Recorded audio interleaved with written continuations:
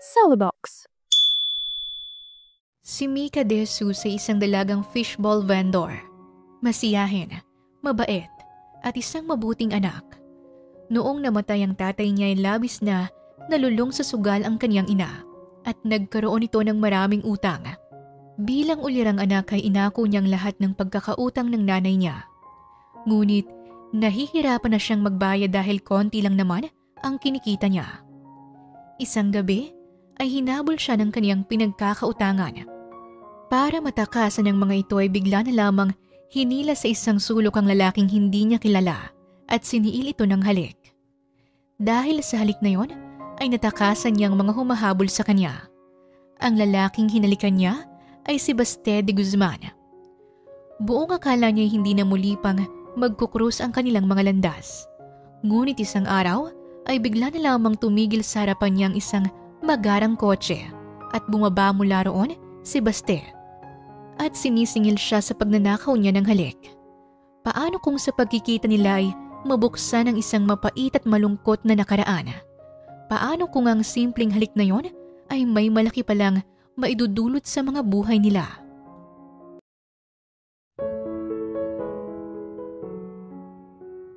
Fishball kayo dyan! Hugis bola to pero hindi tulad ng ex niyong binola lang kayo. At itong fishball ko ay masarap kahit walang sauce. Sigaw ni Mika para makakuha ng customer. Ate, magkano yung fishball mo? Tanong ng isang customer.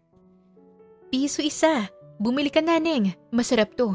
Kapag bumili ka ng 50 fishball, may libreng palamig ka. Kaya kung ako sayo, ay bumili ka ng marami. Panghihikayat niya. Sige te, pabili ng marami nito. Malamig ba yung palamig mo? Bakit parang walang ice? Malamig pa to. Parang yung ex mo. May ice to sa loob. Nagtatago lang. Parang yung feelings mo para sa kanya. Pabirong hirit ni Mika at sinalina na ng inumin ang plastic cup tsaka ito inabot sa babaeng kaharap niya. Si Mika De Jesus ay 25 anyos na. May mukhang malaanghel, buhok na maladora at height na hindi katangkaran. Para makaraos sa buhay ay nagtatrabaho siya bilang isang fishball vendor. Hindi kalakihan ang kinikita niya pero nakakatulong naman ito ng malaki sa kanilang dalawa ng nanay niya. Ulila na kasi siya sa ama, kaya ito na lamang ang katuwang niya sa buhay. Araw-araw ay nagbebenta siya ng fishball. Minsan sa labas ng eskwelahan siya pumipwesto o di kaya sa labas ng restaurant o sa labas ng mga naglalakihang buildings. Guys, hindi lang fishball ang available dito. May juice din dito at ibang flavor pa. May mango, pero hindi tulad ng ex nyo na pagkatapos na nga akong mag-i-stay bigla-bigla namang nag-go. May lemon juice din, maasim pero mas maasim pa rin yung ex mo. May grape juice, matamis to, kasing tamis ng ngiti ko. Itong binibenta ko'y makulay, kasing kulay ng buhay mo kapag naging tayo. So ano, bibili kayo o itatapon ko to? Charot! Litanya niya at maraming naingganyong lumapit sa stall niya dahil sa mga pauso niyang hugot. Dami mo yatang hugot. Broken-hearted ka ba? Tanong ng isang lalaki. Tawa lang ang isinagot ni Mika. Sa totoo lang, ay single pa si Mika. Ni first kiss nga hindi pa niya nararanasan. Hindi niya pa naranasang magkaroon ng nobyo at wala pa rin sa plano niya yon. Hindi pa kasi niya nakikita yung lalaking gusto niyang paglaanan niya ng oras at yung lalaking mamahalin niya. Strict din ang nanay niya. At hindi pa siya pinagbo-boyfriend. Kaya yung mga nanligaw sa kanya, busted agad. Wala nang pero-pero pa. Pagkatapos magbenta ay iniligpit niya ng mga gamit sa cart niya. Ginabi na siya dahil sa dami ng customer at sinulit niya talaga. Baka kasi matumal ang maging benta niya bukas. Habang naglalakad siya pa uwi ay naramdaman niyang may sumusunod sa kanya. Huminga siya ng malalim. Eto na naman po ako, Diyos ko. Oras na naman para mag-ninja moves. Bulong niya sa kawalan at nilingon ang kaniyang likuran. Dalawang nakabonet na lalaki ang nakasunod sa kanya. Maskulado ang mga ito at nakapurong itim ang damit. Hoy! Tumigil ka, Mika! Malakas na sigaw ng isa sa mga ito. Kumaripas ng takbo si Mika. Tinalunan niya ang mga bakod. Nilikuan ng mga iskinita. Nilampasan ng mga poste at kung saan-saan na siya dumaan para lamang matakasan ang mga humahabol sa kanya. Maraming pinagkakautangan si Mika at ang nanay niya. Hanggang ngayon ay baon pa rin sila sa utang. Nalulong kasi sa sugal ang nanay niya noon at kung kani-kanino ito nangutang. Ayaw niyang mapahamak ito kaya inako niyang lahat ng utang nito. Ang ending, siya ang mga hinahabol ng mga pinagkakautangan ng kanyang ina. Wala siyang sapat na pera pambayad kaya ilang beses niya nang tinatakasan ng mga ito. Nililigaw niya para hindi malaman ng mga ito kung saan sila nakatira. Aray! Kapag minamalas ka nga naman! Inis niyang sambit dahil nadapa siya. Aksidente niya kasing naapakan ng isang lata. Mabilis siyang tumayo at nagpatuloy sa pagtakbo. Sa kakatakbo niya ay namataan niya ang isang lalaki na nakasandal sa may pader at naninigarilyo. Bahala na! Aniya at mabilis na hinila ang lalaki sa isang sulok. Hoy, miss! Teka lang! Anong ginagawa mo? Hoy, miss! Shh! Saglit lang to. Huwag ka nang pumalag. Kailangan ko lang tong gawin. Bulong niya at pikit matang hinalikan ng lalaki sa labi. Dito pa talaga naglandian ng mga kabataang ito. Reklamo ng lalaking humahabol sa kanya at ni hindi man lang siya nakita ng mga ito. Likod kasi ng lalaking hinahalikan niya ang nakikita ng mga humahabol sa kanya. Nagsialisa na rin ang mga ito sa pag-aakalang magjowa lang sila na naghaharutan. Tumigil na rin siya sa paghalik sa lalaki kaso biglang hinapit ng lalaki ang bewang niya at siya naman ang siniil ng halik nito na tumagal pa ng ilang segundo. Sunod-sunod niyang tinapik ang balikat nito at bahagya niya itong tinulak palayo. Ayos na, wala na sila. Sorry sa paghalik ko sa'yo. Gumanti ka pa talaga ng halik no. Ayos ka rin. Kailangan ko nang umalis. Paalam niya at ni hindi man lang niya hinintay na makapagsalita ang lalaki. Iniwan niya itong nakatulala at nakasunod ang tingin sa kanya. Nakauwi na rin siya sa bahay nila.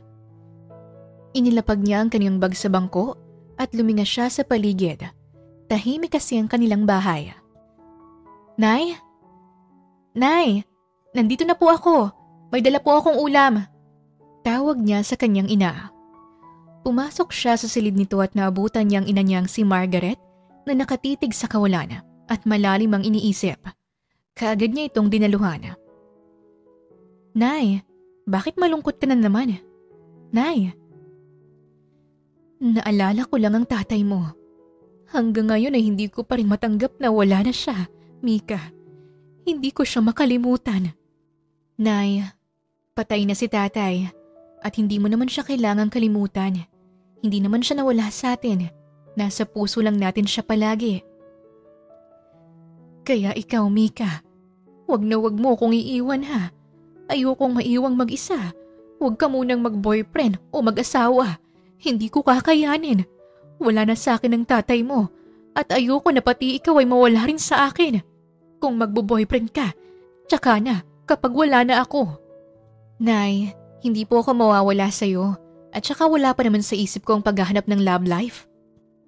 Mabuti naman. Teka, bakit pawisan ka at bakit pulang-pulay ang labi mo? Para kang nakipaghalikan. Pero alam ko namang malabong makipaghalikan ka. Kanino ka naman makikipaghalikan, di ba? Napakamot ng ulo si Mika at pinamulahan ang pisngi. Bakit nagbablush ka yata, Mika? Tama bang hula ko na nakipaghalikan ka? Kanino? Nay, hindi ko po sinasadya. Hinabol kasi ako ng mga tauhan ni Boss Carlo, yung pinagkakautangan natin. Nakita ko yung lalaki at para matakasan yung mga humahabol sa akin. Hinalikan ko yung lalaki sa isang sulok para mandiri sila at lampasan ako. Mabuti na lamang at tinakala nilang magjowa kami ng lalaki, kaya hindi nila ako nakita. Ano? Nakipaghalikan ka sa isang lalaki? Sino naman yun? Nay, yan talagang napansin mo? Hindi man lang yung part na hinabol ako ng mga tauhan ni Boss Carlo? Palagi ka namang hinahabol ng mga tauhan nun, pero yung nakipaghalikan ka sa isang lalaki, ngayon pa lamang yun nangyari. Sorry, Nay. Kinailangan ko talagang gawin yun. Pero mali yun, Mika. Kababae mong tao tapos nakipagtukaan ka sa lalaking hindi mo naman kilala. Paano kung madumi pala ang bunganga nun? Maraming virus at germs. Humagalpak ng tawa si Mika. Ibig sabihin ang lalaking yun ay ang nakakuha ng first kiss mo, Mika. Ang lalaking yun ang first kiss mo. Nako, mahirap kalimutan ang first. Malamang araw-araw mo nang maalala ang lalaking yun. Hindi ka naman kasi nag-iisip. Marami namang ibang paraan para matakasan ang mga pangit na yun. Wala sa sariling napahaplos si Mika sa kanyang labi. Hanggang ngayon ay sariwa pa rin sa isip niya ang nangyari kanina. Ramdam niya pa rin ang malambot na labi ng lalaki sa labi niya. Lagot, bakit parang gusto ko pang mahalikan niya ulit ako? Bakit bang sarap niyang humalik? Bakit bang sarap ng halik? Gusto ko pa ng isa. Nababaliw na yata ako. Ano bang ginawa sa akin ng lalaking yun? Bakit hindi mabura sa isip ko ang kiss na yun? Sabi niya sa kanyang isipan at napailing na lamang. Kulang na lang ay iumpog niya ang kanyang ulo sa kagustuhan niyang makalimutan yon. Kasalanan ko din naman kasi. Ako ang unang humalik sa kanya. Nakakainis? Baka kahit sa panaginip ay siya rin ang makita ko. In fairness, gwapo siya. Naloko na talaga to. Erase. Hindi siya gwapo. Hindi siya masarap humalik. Pero masarap kasi talaga yung kiss niya eh. Ayos ka lang ba, Mika? Sita sa kanya ni Margaret. Opo, Nay. Ihahanda ko lang po ang hapunan natin. Tumikim siya at naglakad na palabas ng silid nito. Araw ng Lunes, panibagong araw na naman para kumayod. Nakangiti siya habang nagluluto ng fishball. Kung ano-ano na rin ang ikunento niya sa mga customer para lang aliwin ang mga ito. Napanguso siya ng mahuminto na magarang kotse sa harapan ng fishballan niya. Wow, ang ganda ng kotse. Malamang maraming datong sakay niyan. Sana bumili ng fishball. Hays, kakain kayo ng fishball ang may-ari ng sasakyang yan. Baka mandiri lang. Karamihan pa naman sa mayayaman ngayon ay ubod ng arte. Sabi niya sa kanyang isipan habang tinititigan ng kotse. Napansin niyang pababa na ang may-ari. Malaking-malaki ang ngiti niya at handa na sana siyang batiin ito kaso natigilan siya ng mamukhaan ito. Patay! Bakit nandito siya? Gulantang niyang tanong at mabilis na hinablot ang sombrero ng isa niyang customer. Itinakip niya ito sa kanyang muka. Akmang magtatago sana siya pero hinablot ng lalaki ang sombrero. Nakita na kita, kaya useless kung magtatago ka pa. Saad ng lalaki. Sino ka? Hindi kita kilala ha. Kung hindi ka bibili, mas mabuting umalis ka na lang. Baka malasin pa tong munting negosyo ko. Medyo madilim man nung gabing yon. Ay alam kong natatandaan mong pagmumukha kong to. Kasi ako, tandang-tanda kita. Walang oras na hindi kita naaalala. Anong pinagsasabi mo? Hindi kita natatandaan. Syo ka nga? Tumabi ang lalaki sa kanya. Lumapit pa ang mukha nito sa mukha niya. Alam kong kilala mo ang pagmumukhang ito, miss. Nakangising sambit ng lalaki at naglahad ito ng kamay. Ako si Baste de Guzman. Maaari ko bang malaman ang pangalan mo? Pwedeng mamaya ka namang istorbo.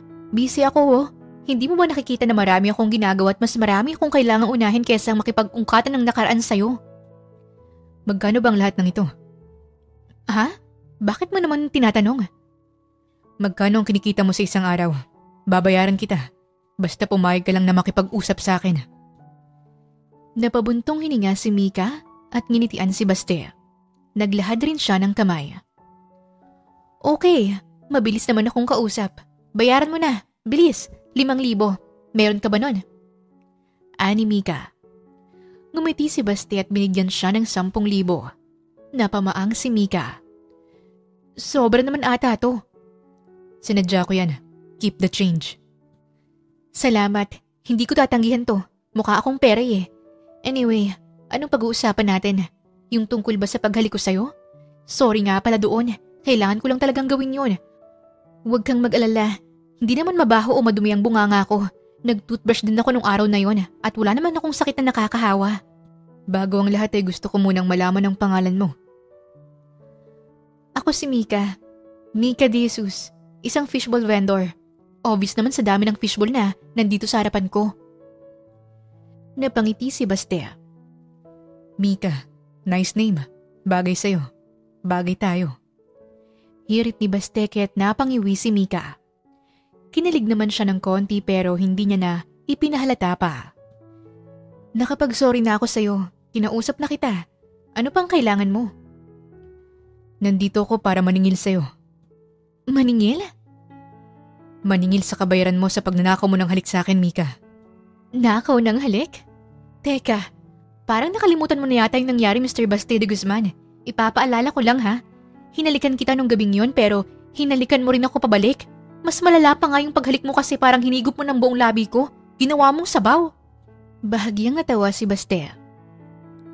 Oo, gumanti ako ng halik pero ikaw pa rin ang nauna. Hindi naman kita halikan kung hindi mo ako hinalikan nun. Ikaw ang may kasalanan kaya pagbayaran mo. Humalukip-kip si Mika at saglit na napaisip. Sige na nga, anong kabayaran ba ang kailangan mo? Pera ba? Kakabigay mo lang sa akin ng pera pero mukhang babawiin mo rin agad. Para namang hindi mo kailangan ng pera, huwag ka nang maningil. Hinagod siya ng tingin ni Baste. Loko ka! Asik ni Mika at sinampal ito bigla. Napasinghap si Baste. Teka, bakit mo naman ako sinampal? Hinagod mo ng tingin ng katawan ko. Isa lang ang ibig sabihin nun. Gusto mo ng katawan kong maging kabayaran. Loko ka ba? Halik lang ang ginawa ko sa'yo. Pero ang gusto mong kabayaran ay ang angkin ng perles na pinagkakaingatan ko. Hindi ako makakapayag dyan. Kahit si nanay ay aalma. Pwede bang kumalma ka muna? Wala naman akong binabalak na masama sa'yo. Hindi ka bastos sa nanghihilingin ko sa'yo. Kumunot ang noo ni Mika. Kung hindi ang katawan ko, ano? Oras at presence mo. Gusto kong mag-date tayong dalawa, Mika. Napakurap si Mika at hindi makapaniwala sa kaniyang narinig. Never pa siyang nakipag-date sa isang lalaki kaya hindi niya alam kung ano ang i-react niya. Isang gabi lang, Mika. Gusto ko lang na mas makilala mo ko at mas makilala kita. Wala ka rin namang choice. Hindi ka pwedeng tumanggi dahil may atraso ka pa sa akin. Okay. Okay? Oo, okay. Paulit-ulit. Mag-date na tayo. Tara na agad para matapos na to. Huwag mo naman masyadong ipahalata na excited kang makadate ako, Mika. Feeling? Magdi-date lang tayo para makabayad ako sa atraso ko sa'yo. Kung tutusin na hindi na dapat ako nagbayad kasi swerte ka na sa part na nahalikan mo ko. First kiss ko kaya yun. Umawang ang labi ni Baste. Oh, bakit napapanganga ka dyan? First kiss mo yun? First kiss mo ko? Uminit ang pisngi ni Mika. Wow, hindi man ikaw ang first kiss ko. Pero ipapangako ko naman sa'yo na ikaw na ang panghuli. Hindi na ako hahalik ng ibang babae. Loko, pwede mong halikan ng kahit sino dahil wala naman akong pake. At isa pa, hindi naman tayo. Pero gagawin ko ang lahat para maging tayo, Mika. Panis na ang mga hirit na ganyan. Ilang beses ko nang narinig yan sa mga lalaking nagtangka akong ligawan. Iba naman ako sa kanila. Kayong mga lalaki, pare-pareho lang naman kayong lahat. Iba ako sa kanila. Giit ni Baste. Uwe, ilang babae na bang hinarot mo ng ganito at inaya mo ng date ha? Silang nangaharot sa akin at ikaw pa lang ang hinarot ko ng ganito. Sa date naman ay 2 babae pa lang ang inaya ko. Ikaw at si... Sino? Yung ex mo? Hindi yung ex ko, kundi yung mama ko. Madalas kong inaaya ng date si mama lalo na kapag may bago akong achievement. Gusto kong nakakabanding siya kaya madalas lumalabas kaming dalawa. Napatitig si Mika sa mukha ni Baste. Wala pa siyang planong pumasok sa isang relasyon pero may tipo naman siya sa isang lalaki.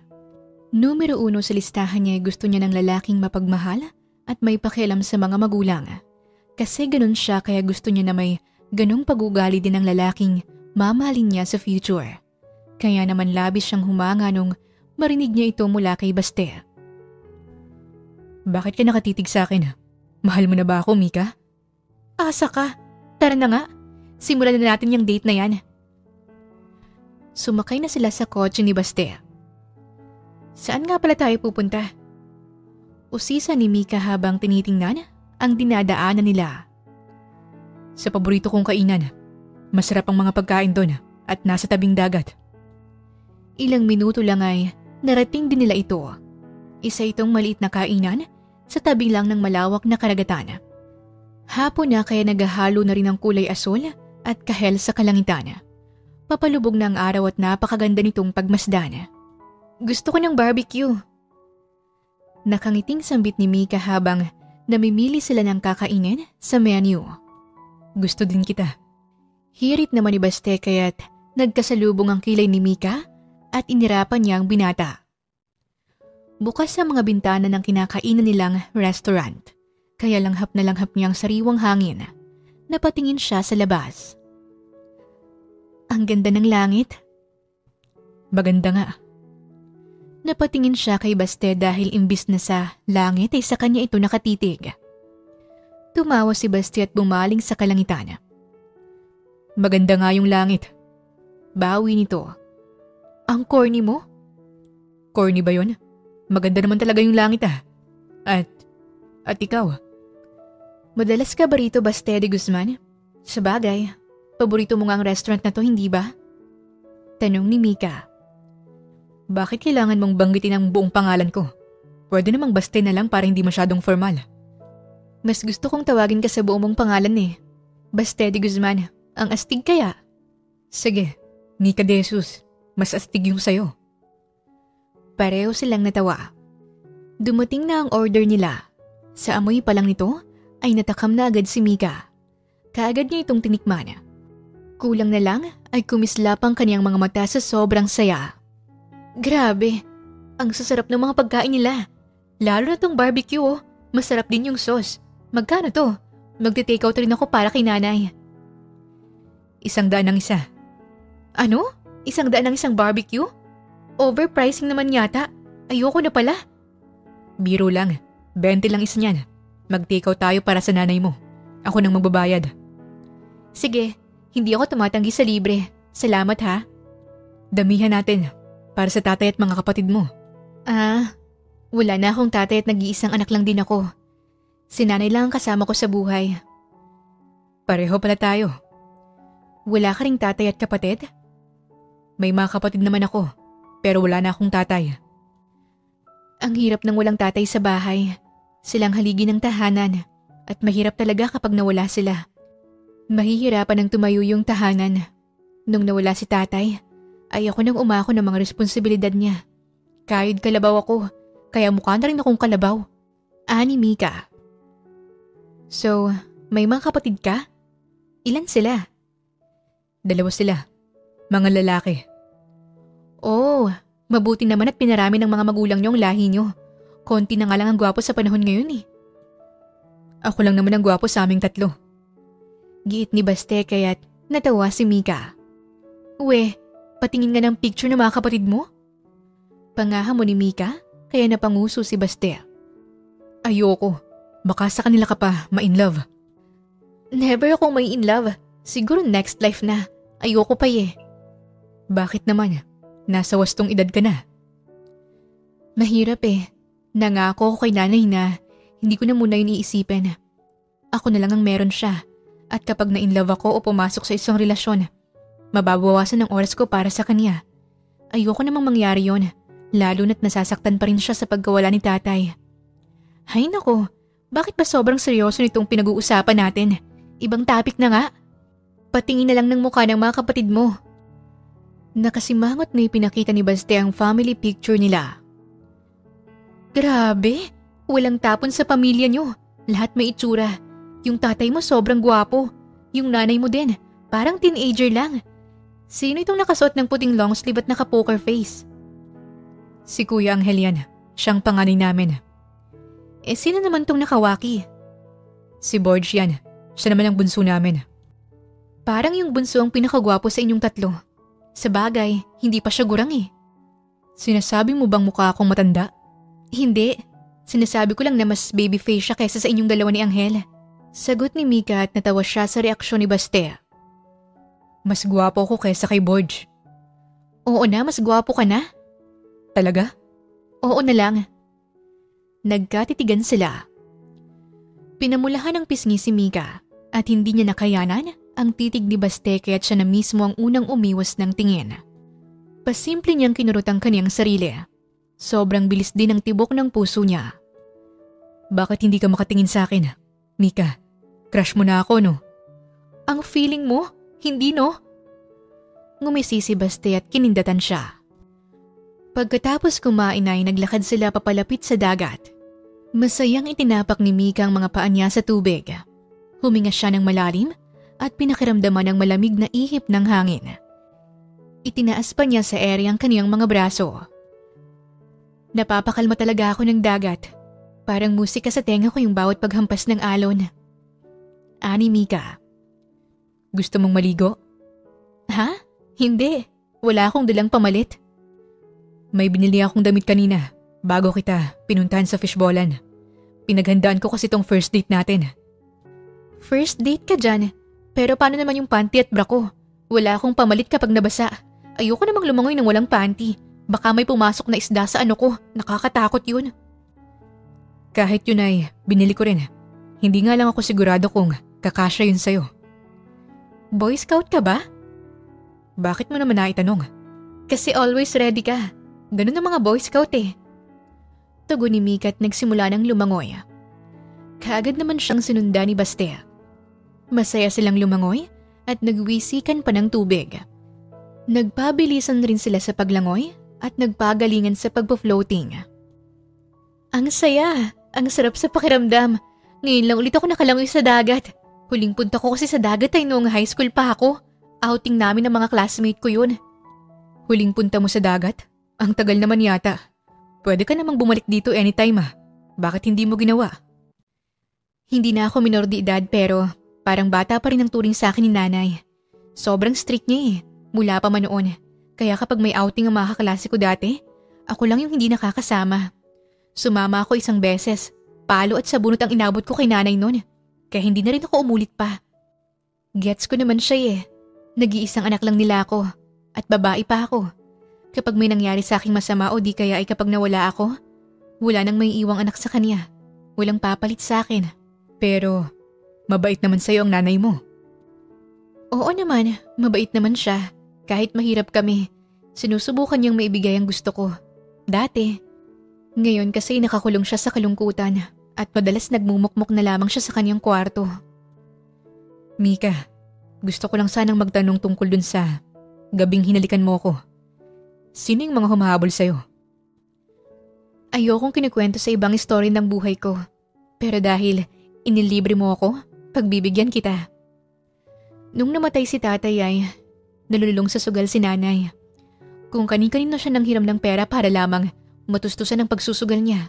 Ang ending, nabaon siya sa utang. Umabot pa sa punto na lumipat na kami ng bahay at nagtago kasi hinahabol kami ng mga pinagkakautangan niya. Inako ko yung utang ni nanay. Nangako ako na akong magbabayad kaso yung perang inipon ko ay nanakaw. Hanggang ngayon ay hindi pa rin ako bayad sa mga taong yun. Pwede kitang tulungan kung gusto mo, Mika. Tulong? Bakit mo naman ako tutulungan, Aber? Dahil may kakayahan akong tulungan ka. Magkano bang lahat ng utang mo? Bibigyan kita ng pera para makapagbayad ka na. At para hindi na malagay sa peligro ang buhay niyo ng nanay mo. Gagawin mo talaga yan para sa akin, Baste? Ngumiti si Baste. Napalunok si Mika. Hindi ako tumatanggi sa tulong. Kung gusto mo talagang tulungan ako, ay tatanggapin ko yan. Ano bang gusto mong kapalit, Baste? Pumayag ka lang na maging magkaibigan tayo. Kaibigan? Yun lang? Sige ba? Magmula ngayon ay mag-best friend na tayong dalawa. Ayos ba? Tumango si Baste. Ginabi na tayo. Kailangan ko nang umuwi. Baka mapagalitan pa ako ni nanay. Ayoko kasi nun na nalilita ko sa pag-uwi. Mag-aalala yun. Umahon na sila at naglakad na pabalik sa kotse ni Baste. Iniabot ni Baste ang isang paper bag na naglalaman ng mga damit. Magbihis ka na. Ani Baste. Huwag kang sisilip ha. Bilin ni Mika at nagpalit na siya sa loob ng kotse. Paano ako sisilip eh? Tinted yung kotse ko. Saad ni Baste at natawa ito. Pagkatapos magbihis ay muling lumabas ng sasakyan si Mika. Tapos ka na? Oo, pwede ka nang humarap. Pumihit paharap si Baste sa kanya. Hinagod pa siya nito ng tingin. Mabuti naman at nagkasya sa'yo. Yung ano ba ay kasya din? Yung damit at short ay okay naman. Kaso yung panty at bra na binili mo ay halos hindi na makahinga ang perlas at mga bundok ko. Bilisan na nating umuwi para makapagpalit ako ng panty ko. Medyo masakit sa singit to eh. Sagot ni Mika at napanganga na lamang si Baste sa mga pinagsasabi niya. Hoy Baste, tutunganga ka na lang ba dyan? Tumikim si Baste. Tumigil ang kotse ni Baste malayo pa lang sa bahay nila. Bakit dito tayo tumigil? Dito na ba ang bahay mo? San banda dyan? Usisa ni Baste habang lumilinga-linga ito sa paligid. Nasa kabilang kanto pang bahay namin pero hanggang dito ka na lang. Baka kasi makita ka ni nanay at baka kung ano pang maisip nun. Best friend mo naman ako ngayon ah. Hindi naman siguro magagalit ang nanay mo. Mas lalong magagalit yon dahil nakipagkaibigan ako sa lalaki. Hays, hanggang dito na lang talaga ako. Bye Mika, good night. Sana mapanaginipan mo ko. Kapag napanaginipan kita, bangungot na yon. Pangaasar ni Mika at bumaba na siya ng kotse. Akmang maglalakad na sana siya paalis pero may bigla siyang naisip. Kinatok niya ang bintana ng sasakyan ni Baste. Bumaba ang bintana nito at bumungad sa kanya ang nakangising mukha ng binata. May gusto ka pa bang sabihin, Mika? Gusto ko lang mag-good night rin sa'yo, Baste. Sana masarap ang tulog mo at salamat sa perang binigay mo. Bukas na bukas rin ay babayaran ko na lahat ng utang namin ni nanay. Walang anuman Mika. Kung kailangan mo ulit ng tulong, huwag kang mahihiyang magsabi sa bagong best friend mo. Natawa si Mika. Mabuti na lamang talaga at sa kabilang kanto siya inihatid ni Baste dahil nakaabang sa labas ng bahay nila si Margaret. Nakasandal ito sa may gate at kanina pa siya hinihintay. Mika, na-late ka na naman ng uwi. Nagmano si Mika at saglit na sumulyap sa kaniyang relo. Huwag ka nang magalit, Nay. Nahuli lang naman ako ng 10 minuto. Kunot noong napatingin si Margaret sa buhok at suot niyang damit. Bakit ba sayang buhok mo, Mika? At bakit ngayon ko palang nakita yung damit na suot mo? Bago yan? Gumastos ka para sa bagong damit? May logo pa ng sikat na brand ng damit. Mahal yan. Paano ka nagkaroon ng pambili para dyan? Sunod-sunod na tanong ng kaniyang ina. Napakamot ng ulo si Mika habang nag-iisip ng magiging palusot niya. Kalimutan mo na nga lang ang tanong ko. Halika na, pumasok na tayo sa loob. Ipinagluto kita. Nagluto ka po para sa akin? Natutuwang tanong ni Mika. Ilang taon na kasing nakalipas nung huli siyang nilutuan ng nanay niya. Salamat, Nay. Uubusin ko yung niluto mo, Nay. Sisimutin ko. Hindi ako sigurado kung magugustuhan mo. Matagal na akong hindi nagluluto eh. Kapag ikaw ang nagluto, malamang masarap talaga yan, Nay. Ikaw pa ba? The best ka kaya? Napangiti si Margaret at niyakap siya. Oras na para matulog pero nakatambay pa rin si Mika sa labas ng kanilang bahay. Nakatingala siya sa kalangitan at hindi mabura-bura ang matamis niyang ngiti. Walang ibang laman ang isipan niya ngayon kundi si Baste de Guzman lang. Sa sandaling panahon na nakasama niya ito ay parang nahulog na rin ang loob niya. Siguro dahil naninibago din siya. First time niyang lumabas kasamang isang lalaki at parang gusto niyang umulit pa pero si Baste pa rin sana ang gusto niyang makasama. Bakit ba hindi ka matanggal sa isipan ko, Baste? Nilagyan mo ba ng gayuma yung pagkain ko kanina? Sabuyan ko kaya ng asin yung sarili ko para mawala ng bisa yun. Pabirong sambit niya sa kawalan at natawa siya sa sarili niyang sinabi. Sino si Baste? Nay! Gulat siyang napatayo at nilingon si Margaret. Kanina ka pa ba dyan, Nay? Ngayon pa lang, may narinig akong pangalan. Baste ata yun. Sino yun, Mika? Boyfriend mo ba? Akala ko ba wala pa yun sa isipan mo? Nay, hindi po sa ganon. Wala po akong boyfriend. Nakapamewang ang kaniyang ina. Tinaasan pa siya nito ng kilay. Sobrang bilis ng tibok ng puso niya at sa sobrang kaba ay pinagpapawisan ng mga kamay at singit niya. Sino si Baste? Sino pong Baste?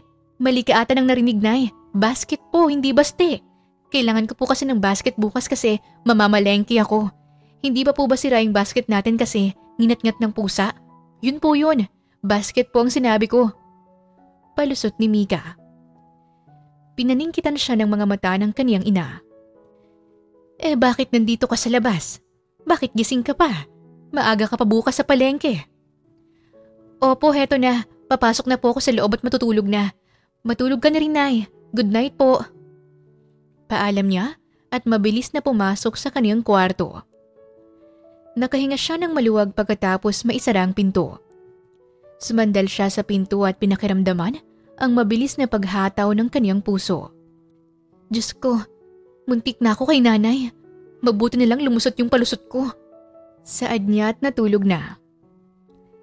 Isang hapon, habang nagtitinda siya ng fishball ay huminto sa tapat ng fishball cart niya ang isang pamilyar na kotse. Bumaba mula roon si Baste. Otomatiko siyang napangiti. Ilang araw niya na itong inaabangang bumalik. Ngayon niya lang kasi ulit ito nakita pagkatapos nung date-date nilang dalawa. Baste, bakit nandito ka? Tanong niya at tinago ang kaniyang ngiti. Ayaw naman niyang isipin ni Baste na excited siyang makita ito. May meeting ako malapit dito, kaya naisipan kong daanan ka. Gusto ko ring makita ka. Sobra ako naging busy sa trabaho, kaya hindi na kita nadalaw pa. Hindi mo naman kailangang mag-explain. Hindi naman required na nandito ka palagi, no? Kailangan kong magpaliwanag sa'yo. Baka kasi, namimiss mo na ako ng todo. Baka lang naman. Pinamulahan ng pisngi si Mika. Inirapan niyang binata. Ang feeling mo talaga? Kailangan mo ba ng tulong? Wala naman akong masyadong ginagawa. Bilang lang din kasi ang customer ko ngayong araw. Matumal ang benta. Tutulungan kita. Paano naman? Ngumisi si Baste at nilapitan ng grupo ng mga kababaihan. Konting pa-cute lang ay napapayag na agad nito na bumili ang mga ito. Ilang beses itong ginawa ni Baste. Kahit ang mga kalalakihan ay nadala rin sa pagpapakyut at charms nito. Sa ilang taon niya ng businessman ay madali na lang para sa kanya ang pangiingganyo ng mga customers. Dumadami na ang customers kaya tumulong na rin sa pagbebenta si Baste. Ang galing mo! Paano mo nagawa yun? Kaninang tahimik dito pero punong-puno na ngayon ng customers. Ibang klase ka, Baste. Salamat ha. Wala naman akong masyadong ginawa. Marami din talagang advantage kapag may ganyang kagwapong mukha, no? Natawa si Baste sa sinabi niya. Nagagapuhan ka sa akin? Sino ba naman ang hindi ba? Actually, walang pangit sa'yo. Mabait ka, matulungin, at may magandang itsura. Lahat ay nasa iyo na. Sana all. Mali ka sa sinabi mo. Wala pa sa akin ang lahat. Wala pa ba? Ano pa bang kulang sa'yo? Guwapo ka na. Mayaman pa. Kulang pa ng isa eh. Ano nga ang kulang? Kulang ng girlfriend. Wala pa ako nun. Sa guwapo mong yan, sinong niloloko mo? Wala pa naman talaga. Ilang taon na nung huli ako nagkaroon ng girlfriend. Bakit hindi ka naghanap ng bagong jowa? Siguro hindi ka pa nakaka-move on dun sa ex mo, no? Matagal ko na siyang kinalimutan. 5 taon na kaming wala. Sa sobrang busy ko sa trabaho, ay nawalan na rin ako ng oras para makipagrelasyon. But now, I'm ready. Handang-handa na akong magmahal ulit. Ayos yan. Guwapo ka at madali ka lang makakasungkit ng babae. Makakasungkit? Ginawa mo namang mangga yung babae. Nagtawanan silang dalawa. Totoo naman eh. Madali ka lang makahanap ng babaeng popormahan mo. Nakahanap na ako. Sagot ni Baste habang titig na titig ito sa kanya. Napalunok si Mika at may kaunting kirot sa kaniyang puso. Aba, good for you. Aniya at pilit na ngumiti. Sa totoo nga niyan, ay kaharap ko siya ngayon. Napakurap si Mika at napalingon sa likuran niya ngunit wala namang tao roon. Muli niyang ibinalik ang paningin niya kay Baste. Itinuro niya ang kaniyang sarili. Hindi naman sa pagiging asyumera pero parang ganun na nga. Ako bang tinutukoy mo, Baste? Kumindat si Baste. Sino pa ba sa tingin mo? Hirit pa nito sa kanya. Kumabog ng malakas ang dibdib ni Mika. Mainit ang panahon pero mas mainit pa ang pisngi niya. Pulang-pula na rin ito sa sobrang pagbablush. Ilang araw nang ganun ang nangyayari. Palagi siyang pinupuntahan ni Baste at tinutulungang magbenta. Dahil kay Baste dumoble ang kita niya, mas dumami kasi ang kanyang customers dahil sa galing mag-sell stock ni Baste. Ngayon pa lang ako kumita ng ganito kalaki, Baste. Tuwang-tuwa na sambit ni Mika habang nagbibilang siya ng pera. Nakangiti naman si Baste habang pinapanood siya. May dala ka talagang swerte. Lucky charm talaga kita. Salamat sa tulong mo, ha. Lucky charm lang? Ayaw mong gawing boyfriend? Ayan ka na naman sa hirit mong ganyan. Bawal nga, di ba? Magagalit si nanay sa akin. Marahang hinawakan ni Baste ang kamay niya. Gustong gusto kita, Mika. 3 buwan na tayong magkaibigan. At sa 3 buwan na yon, ay palala ng palala ang nararamdaman ko para sa'yo. Sa'yo pa lang ako nagkakaganito. Ikaw pa lang ang babaeng bumabaliw sa akin ng ganito. Kahit saan ako magpunta, ay ikaw palagi yung nasa isip ko. Ayoko maging kaibigan lang. I want more than that. I want us to be together, Mika. Baste naman. Pwede ba kitang ligawan? Kahit ligaw lang. Kahit wag mo muna akong sagutin. Hayaan mo muna akong patunayan ang sarili ko sa'yo. Liligawan kita kung papayag ka. Huminga ng malalim si Mika at napaisip. Napanguso siya at kalaunan ay napangiti rin habang tinititigan ang mukha ni Baste. Oo na, sige na. Anong sige na? Pumapayag ka na? Oo, ligaw pa lang naman. Niyakap siya ni Baste. Oo naman sa yakap. Ipapaalala ko lang po hindi pa tayo. Pinapayagan lang kitang manligaw sa akin. Gusto lang kitang yakapin. Hindi mo alam kung gaano mo ako pinasaya, Mika. Salamat. Hindi ko sasayangan ng pagkakataong ito. Aayusin ko ang panliligaw ko sa'yo at hihintayin kita hanggang sa maging handa ka na. Salamat, Baste. Bakit ka naman nagpapasalamat sa akin?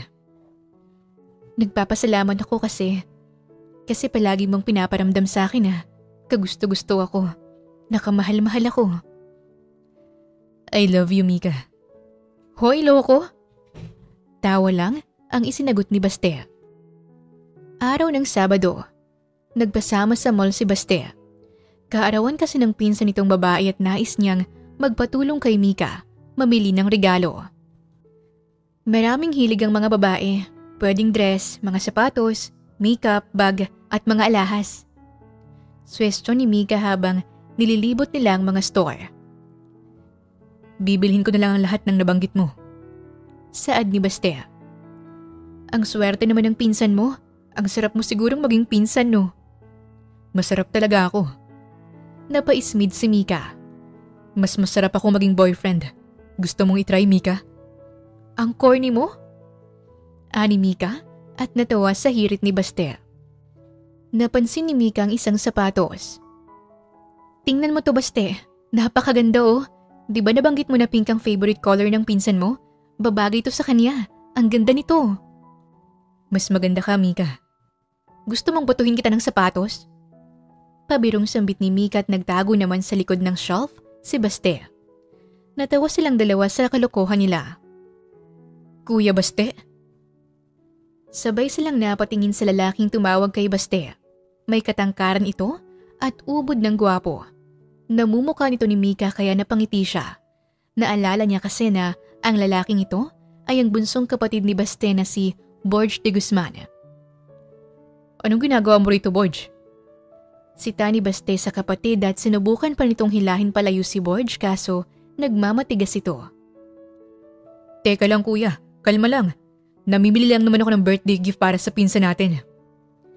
Depensa ni Borge at napatingin ito kay Mika. Sino naman tong kasama mo? Uy, siya yung wallpaper mo sa phone mo, hindi ba? Ang sabi mo sa akin ay girlfriend mo na siya. Ani Borge at naglahad ng kamay.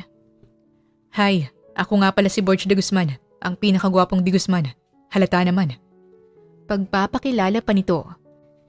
Natatawang nakipagkamay si Mika kaso hinawi ni Baste ang mga kamay nila. Lumayo-layo ka sa amin, Borge. Pagtataboy ni Baste. Mamaya na, gusto ko lang namang makilala tong girlfriend mo. Giit ni Borge. Tumikim si Mika. Hindi niya ako girlfriend. Ano? Hindi? Wala ka pala, Kois. Hindi mo naman pala to girlfriend eh. Feelingero ka lang pala. Pangaasar ni Borge at humagalpak pa ito ng tawa. Kulang na lang, mapaluhod ito sa sobrang pagtawa. Napapahawak pa ito sa kaniyang tiyan. Sumimangot si Bastea. She's not my girlfriend. Hindi pa. Pero pinayagan niya na akong manligaw. Pangangatuwiran ni Bastea. Tumango naman si Mika. Oo, pinayagan ko na siyang ligawan ako. Gatong pa niya para lang tumigil na sa pagtawa si Borge. Pwede ba tayong magpicture, Mika? Isisend ko lang kay Kuya Angel. Matagal ka nang gustong makilala nun. Palagi ka kasing pinagmamayabang ng kapatid kong to. Ani Borge sabay turo kay Bastea. Tumango si Mika at nag-selfie na sila. Nakisali naman si Bastea at pabirong sinakal si Borge. Oh, tama na yan. Nakakarami ka na. Mas una pa kayo nagkaroon ng picture kaysa sa aming dalawa. Awat ni Bastea at hinila si Borge palayo kay Mika. Ang seloso mo. Wala namang kayo. Pangaasar ulit ni Borge. Ganyan pala. Kung magpicture kaya kami nung pinupormahan mong janitress. Banta ni Bastea kaya si Borge naman ang nakasimangot ngayon. Akin lang si Jackie. Ako lang mahal nun. Saad pa nito at parang bata na paiyak na. Kumain na lang tayo. Aya ni Bastea. Gusto ko yan. May alam akong masarap na kainan dito. Ani Borge kaya tinaliman siya ng tingin ni Bastea. Hindi ka kasama. Kami lang ni Mika. Ang damot naman. Parang hindi kapatid ah. Ang ending ay silang tatlong nagtungo sa restaurant. Nagpumilit kasing sumama si Borge dahil mamamatay na raw ito sa sobrang gutom. Si Borge rin ang pumili ng restaurant at hindi naman ito nagkamali. Masarap ang mga pagkaing inihain sa kanila. Naikwento sa akin ni Kuya na nagbebenta ka ng fishball. Saan banda? Dadaanan kita. Bibili ako. Matagal na akong hindi nakakain nun eh. Isasama ko rin si Jackie. Magandang date yung fishball date, hindi ba? Simple lang. Mas gusto niya ng ganun eh. Litanya ni Borge. Si Jackie ang janitress na pinupormahan ito. Tinanong ko si Kuya Basti dati. Ayaw niya namang sabihin. Natatakot siya na baka kapag nakita mo ko ay mas magagapuhan ka sa akin. Pabirong sinabi ni Borge kaya't binato ito ng tissue ni Bastea. Mabulunan ka sana, Borge. Ganti ni Bastea at maya-maya pa ay nabulunan nga si Borge. Tawang-tawa si Mika sa magkapatid. Napaisip rin tuloy siya kung ano kayang naging takbo ng buhay niya kung may kapatid lang sana siya. Nagsapa ka na ba kayong magkapatid? Usisa ni Mika. Hindi. Bawal sa bahay yun eh. Nagagalit si Mami. Sagot ni Bastea. Never kayo nag-away ng todo? Ang galing naman. Nag-aaway rin naman kami pero hindi na uuwi sa sapakan. Naghihilahan lang kami ng tenga. Ani Bastea at natawa silang dalawa ni Borge. Kami ang madalas na nag-aaway tapos si Kuya Angel ang palaging umaawat. Kapag hindi tumitigil, hinihila ni Kuya Angel ang mga tenga namin. Kakahila niya. Nagmukha ng tenga ng kuneho ang tenga ni Baste. Ani Borge. Mas good boy kaya ako kaysa sa'yo. Depensa naman ni Baste. Mas gwapo naman ako. Tugon naman ni Borge. Nakakatawa ka, Borge. Natutuwa akong makilala ka. Sana makilala ko rin yung Kuya Angel nyo. May regla yun. Ani Baste. Kumunot ang noo ni Mika. Regla? Hindi ba lalaki siya? Bakit siya rereglahin?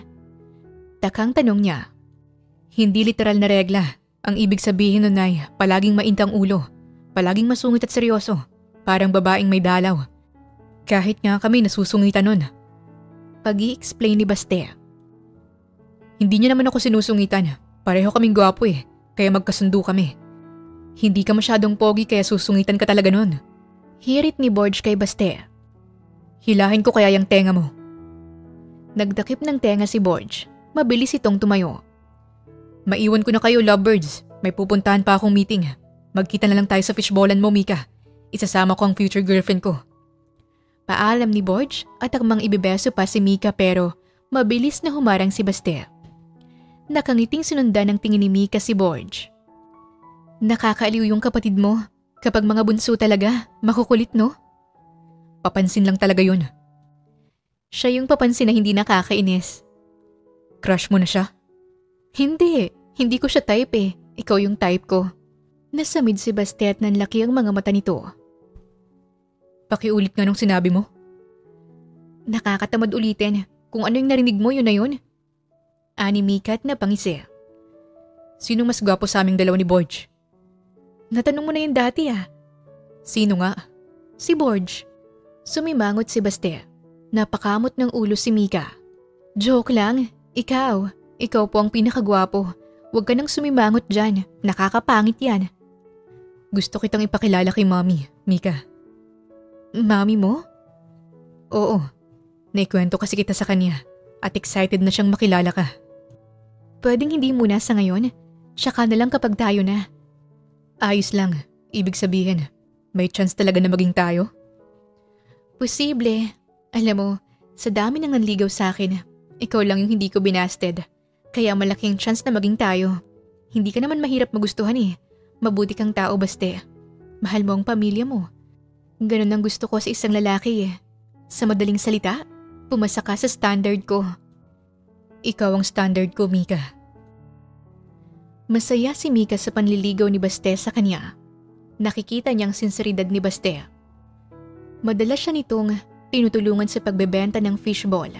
At pagkatapos ng trabaho, ay idinidate siya nito sa masasarap na kainan at sa magagandang lugar. Si Basti din ang kausap niya sa telepono at ka-text niya gabi-gabi. Kaya inuumaga na siya kakatipa sa kanyang telepono. Baka mapunit na yung labi mo kakangiti mo ng ganyan, Mika. Sita sa kanya ni Margaret habang kumakain sila ng agahan. Kaagad na napawi ang ngiti ni Mika at napaubo siya. Isinilid niya sa bulsa ng shorts niya ang kaniyang telepono. Hindi siya makatingin ng diretso sa kaniyang ina. Hindi kasi siya sanay nang naglilihim kay Margaret. Hanggang ngayon ay hindi niya pa rin nasasabi ang tungkol sa kanila ni Baste. Ano ba ang dahilan ng pagngiti mo ng ganyan? Namumula ka pa. Baka naman ka-text mo na yung boyfriend mo. Hindi ba sinabi ko na sa'yo na wag muna? Wala naman po akong boyfriend, Nay. Patingin nga ng cellphone mo. Nay naman, privacy. Privacy? Anong pauso yan, Mika? May tinatago ka ba sa akin? Nay, sorry po. Malakas na kinilampag ni Margaret ang mesa. Anong sorry, Mika? Anong kasalanan mo? May boyfriend ka na. Buntis ka, no? Nagpapaligaw po ako, Nay. Ano? Bakit? Diyos ko naman, Mika. Akala ko ba malinaw na ang usapan natin? Ayoko munang pumasok ka sa ganyan. Paano ako, ha? Kapag nag-asawa ka na, may iwan akong mag-isa. Lahat na lang iniiwan ako. Pati ba naman ikaw? Nay, nagpapaligaw pa lang naman ako. Hindi ko pa siya sinasagot. Sinabi niya sa akin na handa siyang maghintay kung kailan pwede nang maging kami. At isa pa po, wala naman akong planong iwanan ka, Nay. Ikaw na lang ang natitira kong pamilya. Itigil mo ang kahibangan na yan, Mika. Hindi naman yun kahibangan, Nay.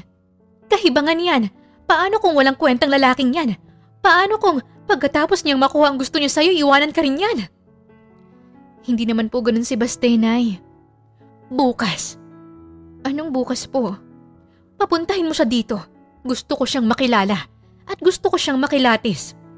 Titingnan ko kung tama yung mga sinasabi mo. Napangiti si Mika. Masay niya itong ibinalita kay Baste. Talaga? Bukas pa ba? Pwede naman ngayon na. Excited na sambit ni Baste pagkatapos sabihin ni Mika ang sinabi ng nanay niya. Hindi ka man lang ba kinakabahan? Strict yung nanay ko, Baste. Medyo seryoso at masungit din. Ini-expect ko na hihimatayin ka sa kaba. Kasama naman kita kaya bakit ako kakabahan? At isa pa, matagal ko nang gustong makilala ang nanay mo. Matagal ko nang gustong ipaalam sa kanya na manliligaw mo ko. Hindi ka bang nararamdaman ko? Masaya ako, Mika. Pangako gagalingan ko bukas. Hindi yan exam pero ipapasa ko yan. Magpapag-good shot ako sa nanay mo. Ano bang kailangan kong dalhin bukas? Anong pagkain bang gusto ng nanay mo? Hindi na kailangan. Magluluto ako ng pagkain para sa atin kaya wala ka nang kailangang dalhin. Bukod dyan sa sarili mo. Ikaw naman ang mahalaga bukas eh. Kinabukasan ay maagang dumating si Baste. Nagluluto pa lamang si Mika ay dumating na ito. Baste, ang aga mo. 12:00 pang usapan natin na. Inagahan ko talaga para mamangha sa akin ng nanay mo. Nakaka-turn off yung taong nalilit, hindi ba? Ayoko namang paghintayin siya. Natawa si Mika at iginiya si Baste patungo sa kusina. Pagpasensya mo na tong bahay namin medyo masikip. Dalawa lang rin naman kasi kami ni nanay dito Siya nga pala, patapos na itong niluluto ko. Tikman mo muna, baka kasi hindi pumasa sa pangyayamanin mong taste. Masarap man yan o hindi, kakainin ko pa rin yan. Luto mo Luminga sa paligid si Baste. Nasaan na yung nanay mo? Bumili lang ng soft drink sa tindahan. Babalik na rin yun maya-maya. May dala nga pala akong bulaklak at munting regalo para sa nanay mo, Mika. Ani Baste at kinuha na sa kotse ang mga dala. Habang nag-uusap sila ay biglang dumating si Margaret. Nakapako ang tingin nito kay Baste. Siniko ni Mika si Baste. Uy, magmano ka? Utos niya. Kaagad naman siyang sinunod nito. Mano po, Nay. Ani Baste sabay mano. Nay? Anong nanay? Anak ba kita? Asik ni Margaret at hinawi ang kamay ni Baste. Padabog nitong inilapag sa mesa ang binili nitong soft drinks. Tita pala. Mano po, tita? Pagtatama ni Baste. Tita, bakit?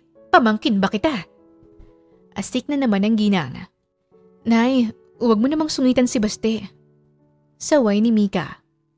Umirap si Margaret. Tapos na sa pagluluto si Mika kaya't inihain na niya sa mesa ang mga pagkain at nagsimula na silang kumain. Ano naman ang nagustuhan mo sa anak ko? Seryoso ka ba sa kanya? May niloko ka na bang babae? May history ka ba ng cheating? Ilang babae na ang pinaiyak mo? Anong klaseng boyfriend ka kung sakali? Pang ilang girlfriend mo na si Mika kung sakali? Sumagot ka! Nay, paano naman po sasagot si Baste kung ang dami niyong tinatanong sa kanya? Isa-isa lang po, mahina ang kalaban. Ani Mika. Umismid si Margaret. May kahawig ka, iho. Saang pamilya ka galing? Usisa ni Margaret. Maseryoso na ang ekspresyon ng mukha nito. Isa po akong de Guzman. Formal na sagot ni Baste. Maaari ko bang malaman kung sino ang nanay mo? Si Vivian de Guzman po. Magkakilala po ba kayo? Malakas na hinampas ni Margaret ang mesa. Hinawi pa nito ang mga plato at kutsara. Masama ang tingin nito kay Baste. Lumahis ka dito! Umalis ka sa pamamahay ko! Sigaw ni Margaret. Nay, ano bang problema? Ano naman kung nagmula siya sa pamilyang de Guzman? Takang tanong ni Mika habang pinapakalma ang kaniyang ina. Layuan mo ang lalaking yan, Mika! Singhal ni Margaret. Bakit ko siya lalayuan, Nay? Wala naman po siyang ginagawang masama. Ikaw itong bigla-bigla na lang nagwawala dyan. Bakit ba kasi, Nay? Ano bang meron? Ang ina niyang si Vivian de Guzman, ang mortal kong kaaway. Malaki ang kasalanan sa akin ng babaeng yun. Pinahirapan niya ako, inapi, at pinagmukha niya sa akin kung gaano ako kahirap. Minaliit niya ako, Mika. Kung ganoon ang pag-uugali ng nanay niya, malamang magiging ganoon din niyang manliligaw mo. Palayasan mo na siya dito. Ayoko nang makita ulit ang pagmumukha niya. Hindi mo gugustuhin maging manugang si Vivian. Napakasama ng ugali ng babaeng yun. Litanya ni Margaret. Nagkakamali po yata kayo, Mama. Mabait po yung mami ko. Baka ibang Vivian ang tinutukoy niyo. May kinuhang litrato si Margaret at inilapag niya ito sa harapan ni Baste. Hindi ba't nanay mo yan? Hinding-hindi ko makakalimutan ang pagmumukha ng babaeng yan. Sabi ng ginang. Napamaang si Baste. Umalis ka na at layuan mo ang anak ko. Mariing sinabi ni Margaret. Hindi pa rin umaalis si Baste kaya't kinaladkad ito ni Margaret paalis. Todo awat naman si Mika. Akmang susundan niya sana sa labas si Baste pero isinara na ni Margaret ang pinto. Masama ang loob niya sa nangyari. Maayos na nagpunta dito si Baste pero trinato mo lang ng ganun, Nay. Konting respeto man lang sana dun sa tao. Dismayadong sinabi ni Mika. Ang mga kagaya niya ay hindi dapat nire-respeto, Mika. Magmula ngayon ay iwasan mo ng lalaking yun. Kapag nalaman kong nakipagkita ka pa doon, kakasuhan ko yun. Kaso agad, Nay? Wala naman siyang ginawang masama. Yung nanay niyang kaaway mo. Bakit pati kami ni Baste damay sa gulo niyo? At saka ano bang ginawa ng mami niya sa'yo? 25 years ago, namasukan ako bilang katulong sa mag-asawang De Guzman. Naging amo ko si Ma'am Vivian at ang asawa niya. Madalas wala ang asawa niya, kaya siya palagi ang nasa mansyon. Masama ang ugali ng babaeng yun. Porket mayaman siya, inapi-api niya ako. Katulong lang ako at siyang nagpapasahod sa akin. Kaya hindi na ako nanlaban pa. Kung ano-ano ang ginawa niyang pagpapahirap sa akin, Mika. Inginudgud pa ng babaeng yun ang mukha ko sa inidoro. At pinagbintangan niya akong magnanakaw para lang mapalayas ako sa mansyon nila. Napraning kasi ang babaeng yun at inaakala niyang nilalandi ko yung asawa niya. Mabait kasi sa akin si Mr. De Guzman. Nagselo siya at nagiganti sa akin kahit na wala naman akong ginawang masama sa kanya. Binayaran niya pa yung may-ari ng apartment na tinitirhan ko para lang mapalayas ako. Noong sumubok akong mag-apply ng trabaho, umeksena siya at ipinagkalat na may history ako ng pagnanakaw. Kaya kahit saan ako mag-apply, walang tumatanggap sa akin. Pagkukwento ni Margaret at umiyak ito pagkatapos. Nay, sorry. Huwag ka nang umiyak, Nay. Makikinig na po ako sa'yo. Iiwasan ko na po si Baste. Salamat, anak. Mabuti naman at naiintindihan mo na ako. Tipid nang umiti si Mika at niyakap ang kaniyang ina. Kagaya ng napag-usapan, susundin ni Mika ang kagustuhan ng nanay niya. Ang fishball mo ang pinakamasarap na fishball na natikman ko. Ani Baste nang sinamahan na naman ito si Mika sa pagtitinda ng fishball. Malamang, fishball ko pa lang naman ang natitikman mo eh. Napakamot ng ulo si Baste. Mika, fishball ka ba? Mukha ba akong fishball? Sabihin mo na lang, bakit? Humalukip-kip si Mika at tinaasan ng kilay si Baste. Uulitin ko, Mika. Fishball ka ba? Bakit? Kasi lumilipad ang kambing kapag umaandar ang motor sa langit. Ano? Anong connect? Wala. Gusto lang kitang patawanin. Mukha ba akong natatawa, ha?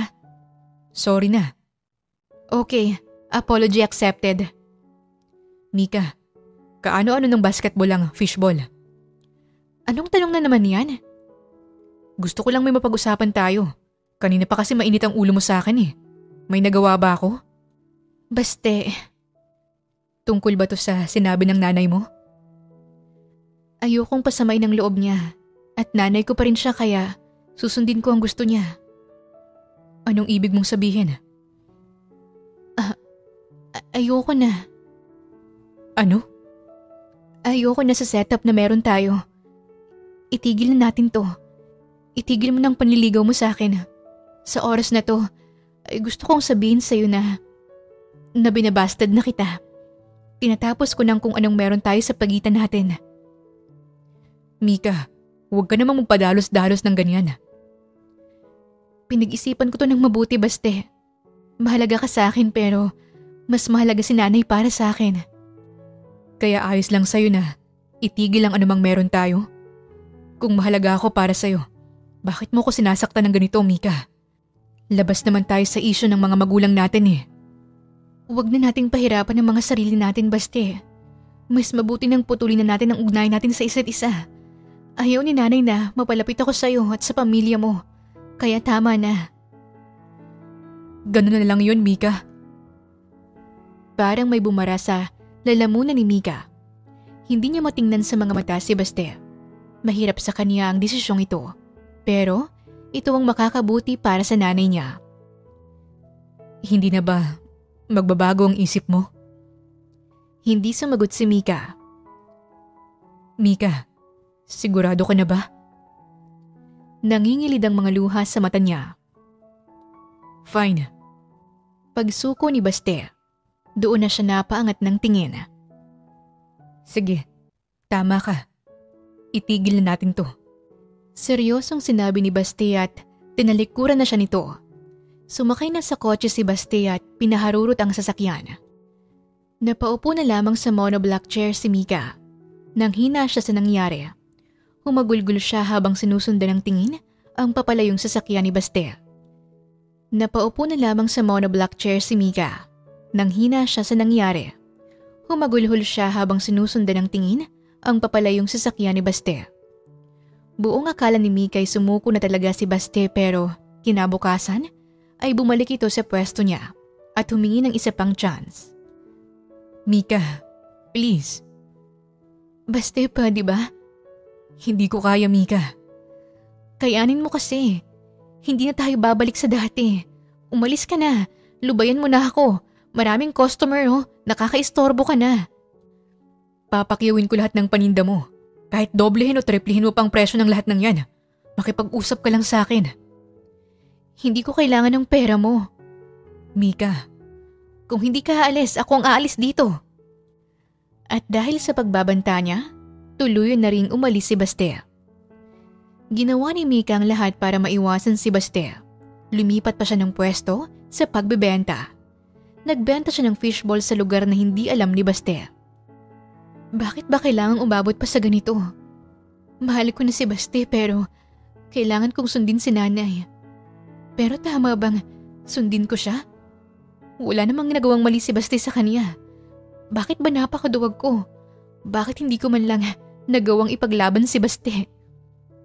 Bulong niya sa kawalan. Te, sunog na yung fishball. Kanina ka pa tulala. Puna ng isang customer. Malalim na napabuntong hininga si Mika. Sorry. Love life bang iniisip mo, te? Broken-hearted ka? Akmang sasagot na sana si Mika pero biglang tumunog ang cellphone niya. Nag-flash sa screen ang pangalan ni Baste. Ilang beses na itong tumatawag at nagtitext sa kanya. Pero dinidedma niya lang palagi. Sorry Baste, kailangan kitang iwasan. Aniya habang nakatitig sa kawalan. Mika. Nanlaki ang mga mata niya nang marinig ang pamilyar na boses.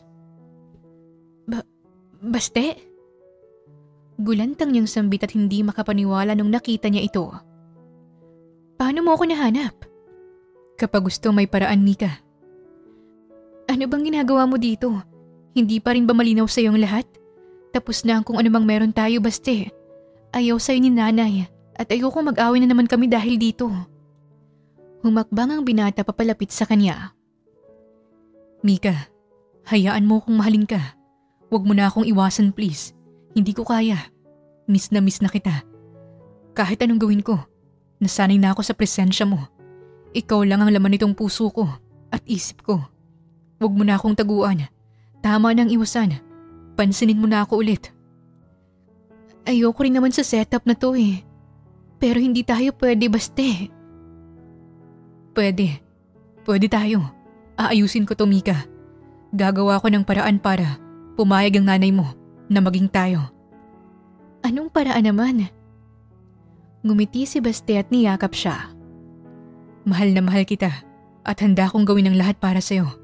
Huwag mo na akong iwasan pakiusap lang. Napakagatlabi si Mika at ginantihan ng yakap si Baste. Aminado rin naman siya sa kanyang sarili na na-miss niya rin ito ng todo.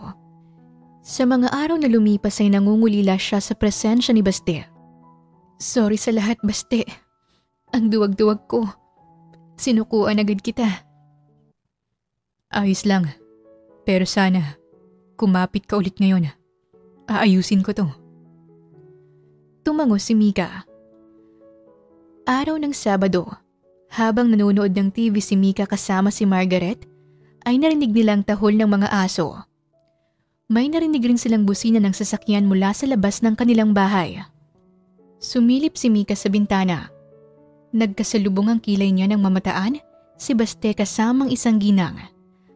Ang babaeng kasama ni Baste ay walang iba kundi si Vivian de Guzman, ang ina ni Baste at ang mortal na kaaway ni Margaret.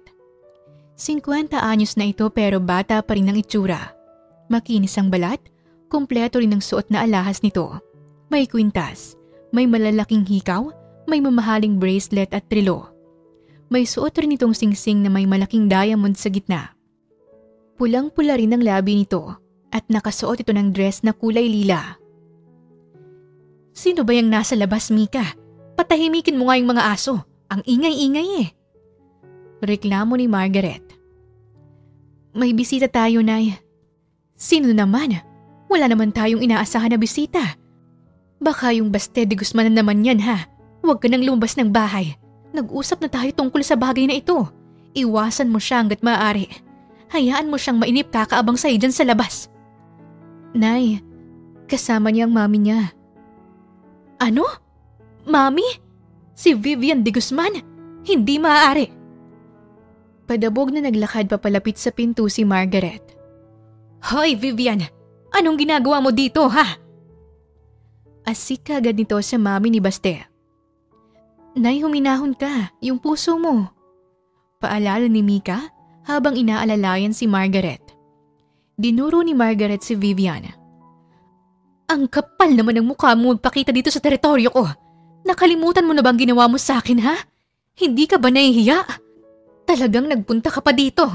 Hanggang ngayon ay baon ko pa rin yung trauma na dinulot mo sa akin, Vivian. Hindi ko makakalimutan ang ginawa mo. At ni sorry man lang ay wala akong narinig mula sa'yo. Sigaw ni Margaret. Hindi ako nagpunta dito para makipag-away sa'yo, Margaret. Pwede ba kitang makausap ng mahinahon?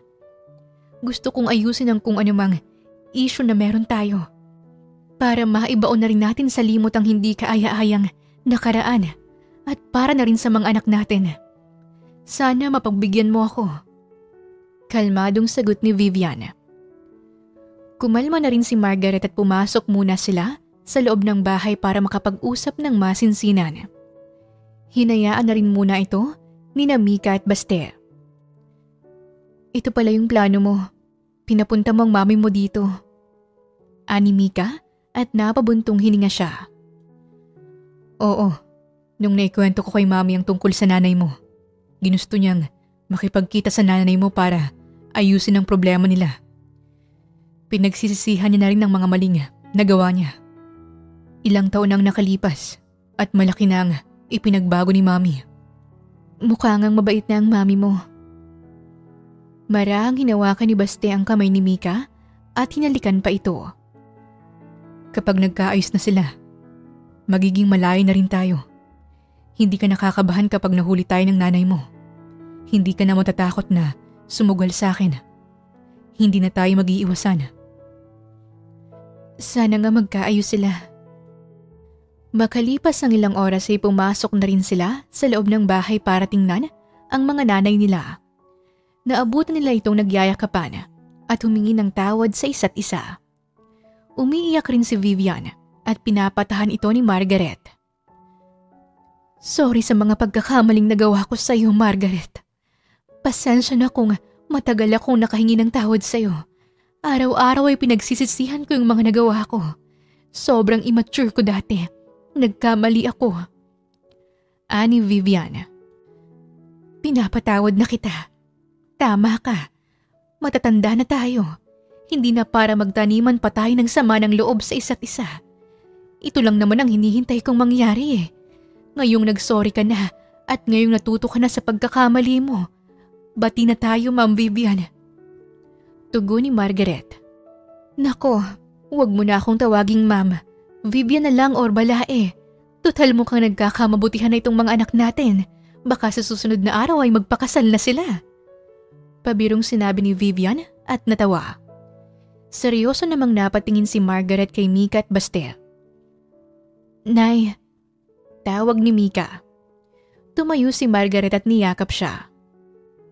Tanggap ko na, anak. Ang alin po? Tanggap ko na hindi ka na bata.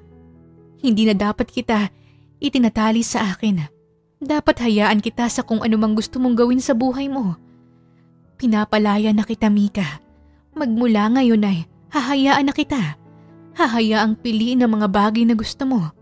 At hahayaan na kitang piliin at samahan ng lalaking minamahal mo. Nabulag ako sa matinding galit at hindi ko naisip ang nararamdaman mo. Sa ngayon ay gusto ko lang na sumaya ka.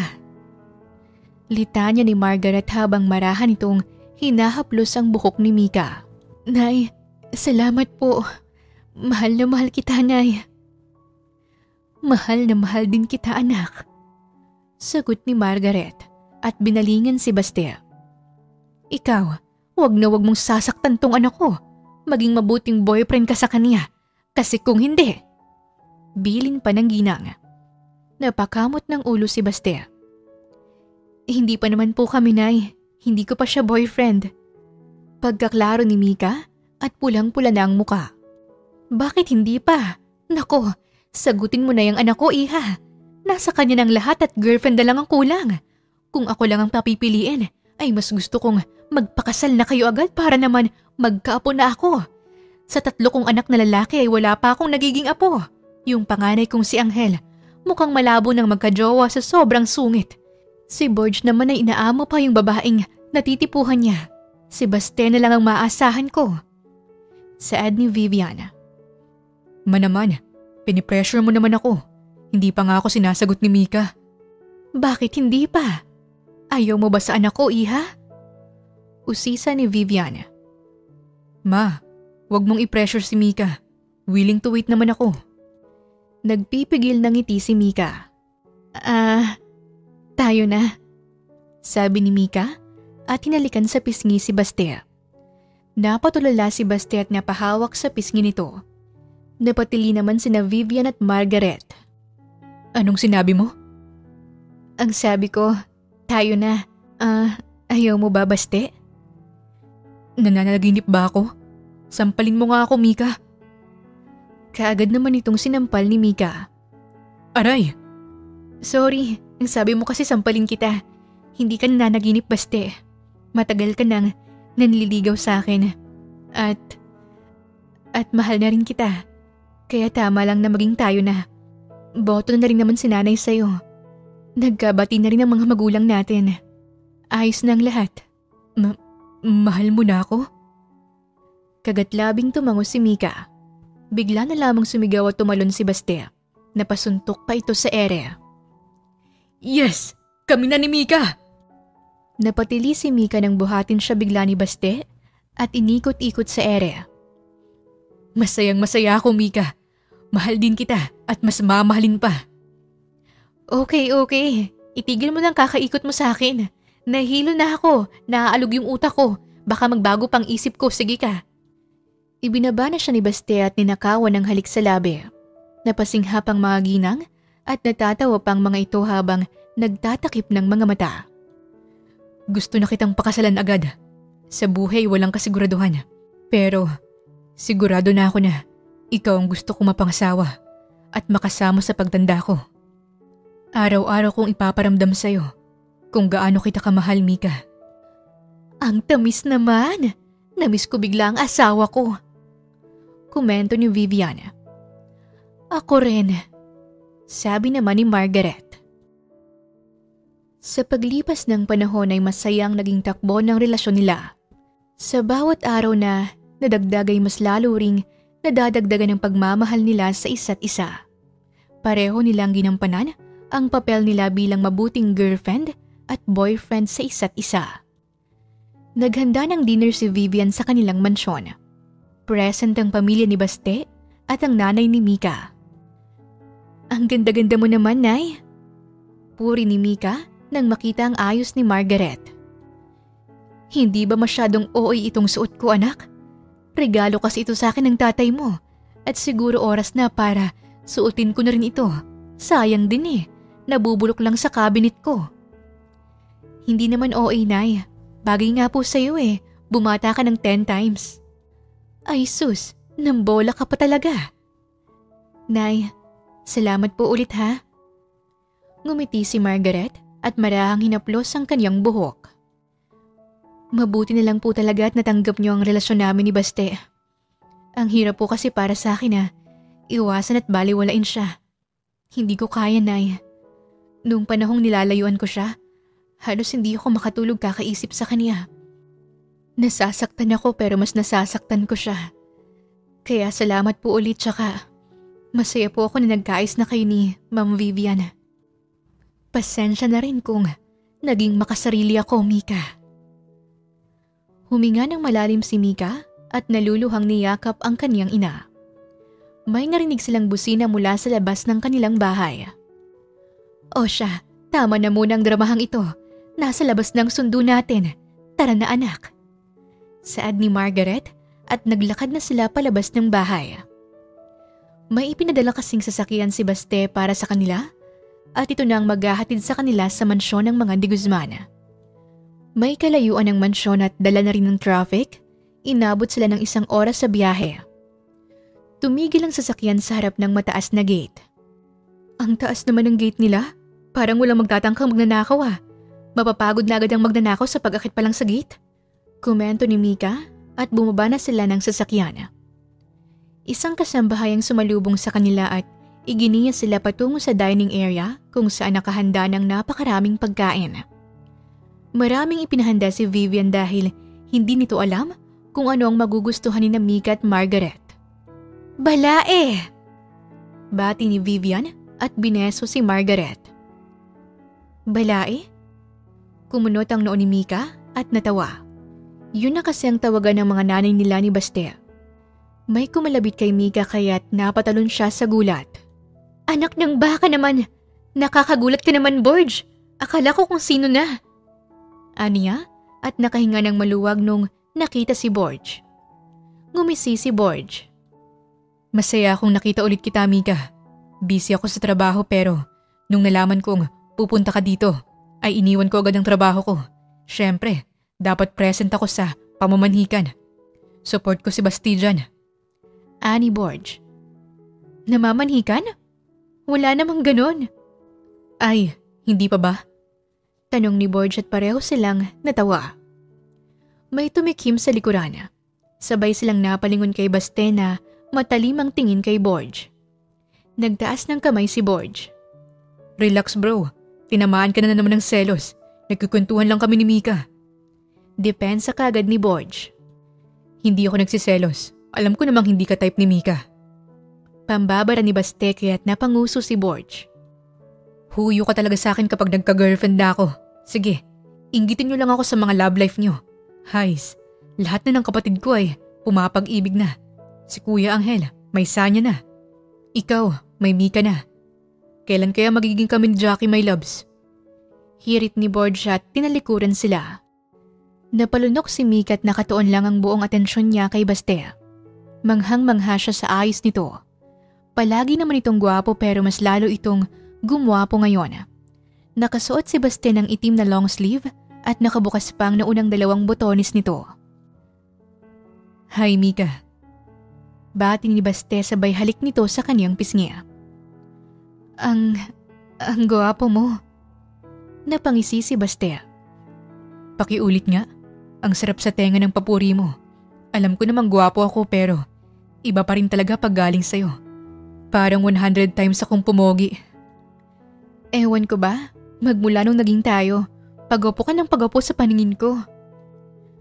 Kung nakakamatay lang ang kilig, baka bumulagta na ako ngayon sa sahig.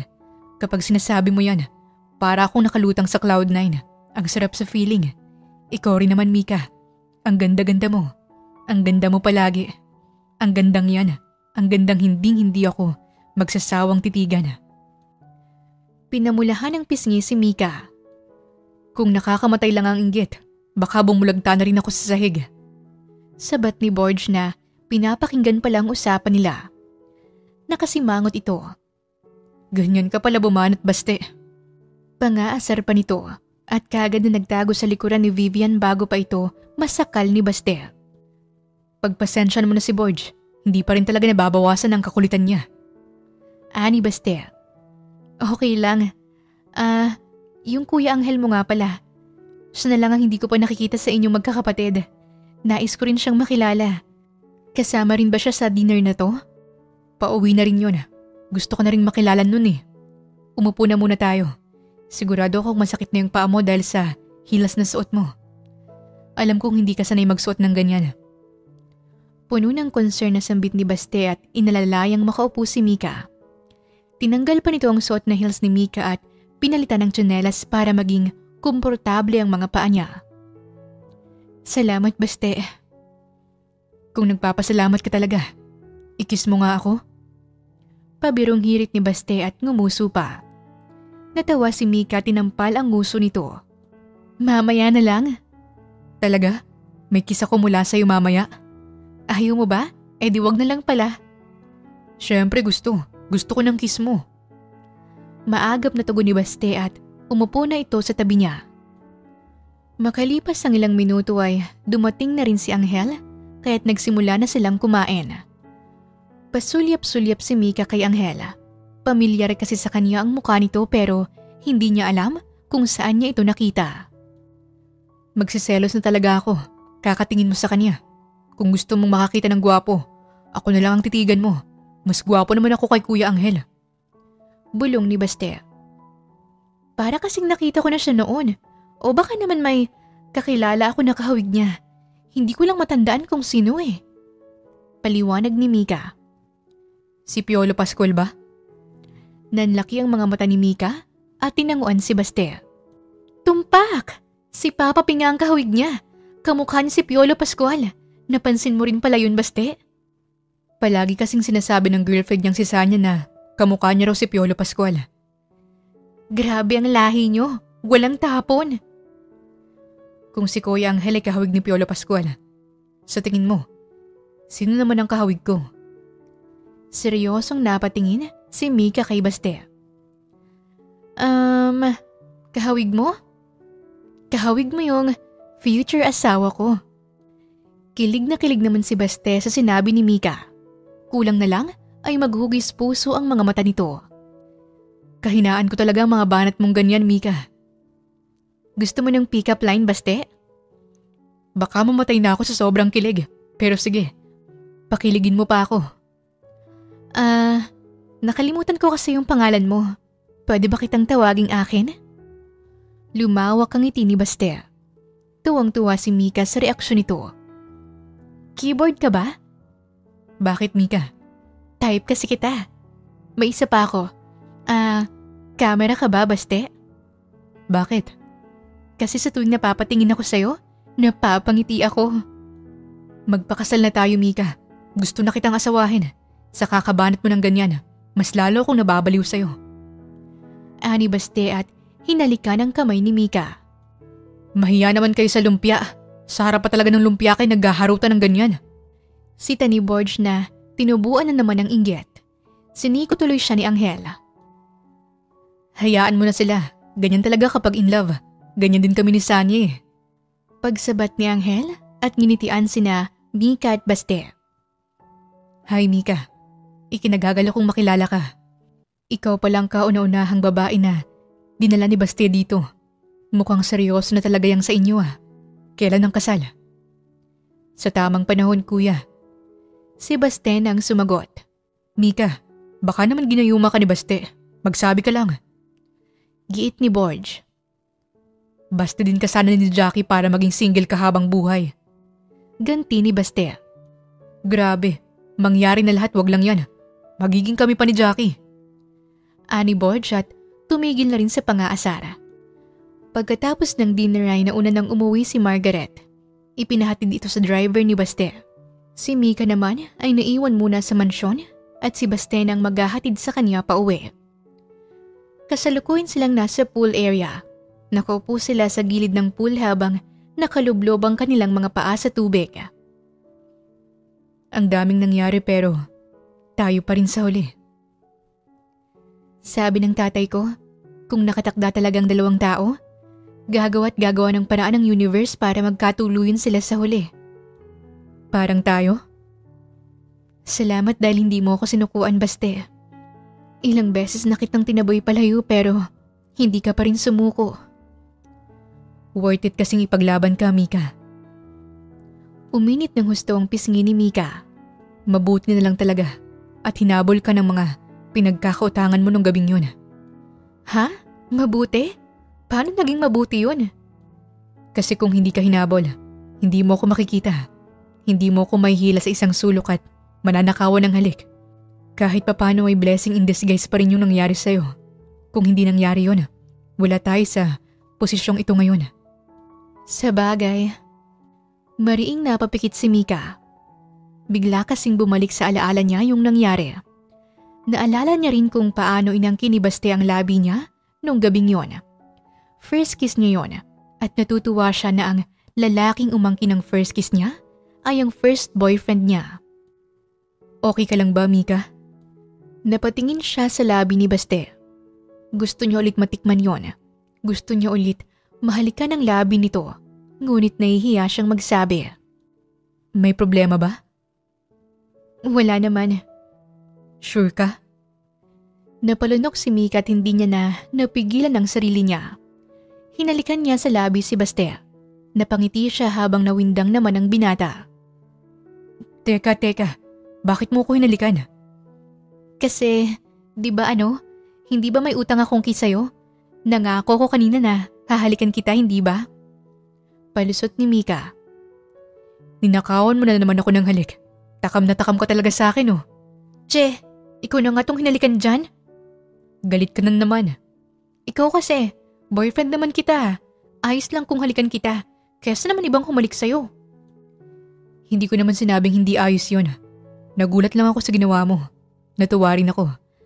At dahil ninakawan mo ko ng halik, dapat kitang singilin. Kailangan ko ring halikan ka para patas tayo. Napakagat labi si Mika at napatitig na naman sa labi ni Baste. At manghahalikan na sana siya ni Basti pero biglang sumulpot si Borge at may daladala itong isang tasa ng kape. Anong ginagawa niyong dalawa dyan? Gusto niyo ng kape? Alok ni Borge at naglakad ito papalapit sa kanila. Palipat-lipat ang tingin ni Borge sa kanilang dalawa. Wrong timing naman yung kape mo. Habi mo na ba talagang umepal sa love life ng iba? Dismayadong sambit ni Baste. Napangisi si Borge at ginulo nito ang buhok ni Baste. Bakit ganyan ang mukha niyo? May ginagawa kayong kababalaghan, no? Wala kaya. Pumasok ka na ulit sa loob, Borge. Parang tinatawag ka ni Tita Vivian. Ani Mika.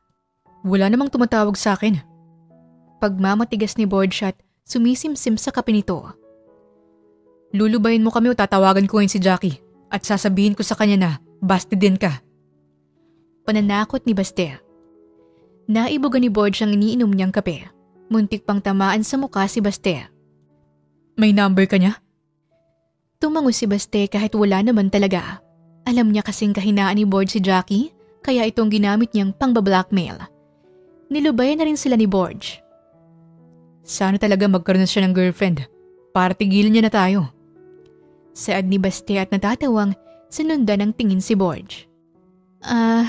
Paano yung Napatingin ulit si Baste kay Mika. Pwede ba kitang halikan, Mika? Tumango si Mika para bigyan ito ng permiso. Marahang hinaplos ni Baste ang mukha niya. Maya-maya pa'y sobrang lapit na ng mukha nila sa isa't isa. Halos maduling na nga siya sa sobrang lapit nila. At tuluyan ang dumampi ulit sa labi niya ang labi ni Baste. Magaling humalik si Baste kaya't nadadala na rin si Mika. Unti-unti na rin siyang natututo kung paano ba ang tamang paghalik. Napakapit siya sa t-shirt ni Baste. Pumulupot naman sa bewang niyang matipunong braso nito. Hinapit pa siya ni Baste papalapit hanggang sa nasa kandungan na siya nito. I love you, Mika. Bulong ni Baste at bumaba ang halik nito sa kanyang leeg.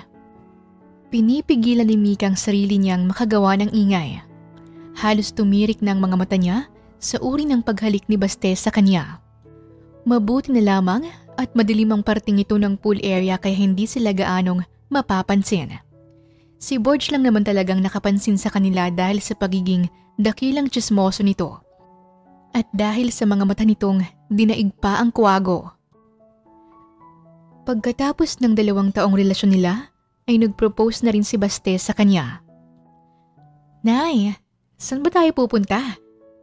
Takang tanong ni Mika habang hila-hila siya ng nanay niya sa may park. Gumiti lang si Margaret. Habang naglalakad sila ay namataan nila ang grupo ng mga kabataan na sumasayaw. Nakasuot ng pulang t-shirt ang mga ito at may hawak pang mga bulaklak. Huminto sila sa paglalakad para panoorin ang mga ito.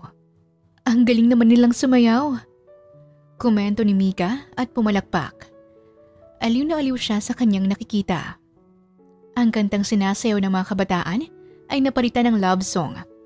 Mula sa paghataw ay naging kalmado ang pagsasayaw ng mga ito. Nagkasalubong ang kilay ni Mika nung nakita niya si Baste. Bigla na lang kasi itong sumulpot at nakisali sa sayawan ng mga kabataan. Hindi naman ako namamalikmata, hindi ba, Nay? Baka sa sobrang in love ko kay Baste nakikita ko na siya kahit wala naman talaga siya rito. Naguguluhang sambit ni Mika habang kinukusot ang kanyang mga mata. Kahit anong gawin niyang pagkusot ay hindi pa rin nawawala si Baste. Nay, si Baste ba talaga yan? Bakit ba siya nakikisali sa kanila? At alam na alam niya pa yung stepping ha? Si Baste yan, Mika. Bakit po siya nandyan? Malalaman mo rin mamaya. Tumigil ang tugtog. Huminto na rin ang mga ito sa pagsayaw. Isa-isa silang naglakad papalapit kay Mika at iniabot ang mga bulaklak na hawak nila. Para sa akin to lahat? Bakit? Kuryosong tanong niya at napatingin kay Baste. Si Baste naman ang lumapit sa kanya ngayon at nag-abot rin ito ng bulaklak. Ano bang ibig sabihin nito? Tumalikod ang mga kabataan at doon na nakita ni Mika ang mga letrang nakaimprenta sa mga suot nitong t-shirt. Will you marry me? Teka, para sa akin bang tanong na yan, Baste? Bigla na lamang lumuhod si Baste sa harapan niya at naglahad ito ng singsing. Mika Jesus, please marry me. Bumuhos sa mga luha ni Mika. Alam niya naman, nahantong din sila sa ganito pero hindi niya ini-expect na ngayong araw magpupropose si Baste sa kanya. Mika, will you marry me? Tumitili sa gilid si Margaret habang kinukuhanan sila ng video. Oo naman, Baste. Tinatanggap ko ang singsing na yan. Kaagad na isunuot ni Baste ang singsing sa kanya at hinalikan siya. Kinabahan ako. Bakit ka naman kinabahan? Baka kasi mag-no ka. Baka hindi ka pa ready. Hinding-hindi ako mag-no kung aalokin mo ako ng kasal. Kahit walang ganitong paghahanda. Kahit hindi ganito kabonggang proposal. Kahit hindi ka sumasayaw dyan. At kahit walang singsing. Mag-yes at mag-yes pa rin ako sa'yo. Baste de Guzman. Mahal na mahal kita, Mika. Salamat dahil pumayag ka. Mahal din kita. Naghiyawan at nagpalakpakan ng mga tao sa park. Marami ring kumukuha ng video. Mabuhay ang bagong kasal! Sigaw bigla ni Margaret. Nay, kalma, wala pa po. Ani Mika at natawa. Baste, wag na wag mong sasaktan ang anak ko ha. Kung sakaling maging mag-asawa na kayo, wag na wag mo siyang paiiyakin. At sana maging mabuting asawa ka sa kanya.